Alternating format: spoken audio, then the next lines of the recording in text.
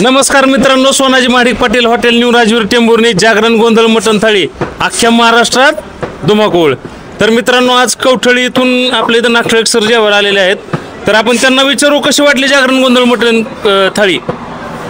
तर आज या ठिकाणी आम्ही जेवणासाठी आलेलो आहे। पण ज्यावेळेस आम्ही एका वेळेस पाहुणे घरी जेवायला जातो, म्हणजे घरगुती पद्धतीचं, तशा पद्धतीने आम्ही खरंच जागरण गोंधळ कार्यक्रमात जेवायचं आम्हाला वाटलं।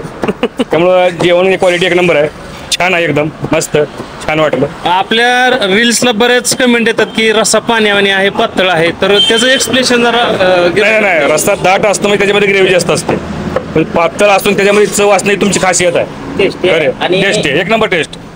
तर मित्रांनो, आपण कोणत्याही प्रकारची ग्रेव्ही वापरत नाही, त्यामुळे आपला रस्सा पातळ आहे, पण मटणाची टेस्ट असणारा आहे, त्यामुळं एक वेळ अवश्य भेट द्या। तुम्ही बघा रस्सा स्वतःहून कसा आहे, ते पाणी जरी असलं तरी त्याला ब्रँड आहे मित्रांनो, एवढं लक्षात घ्या।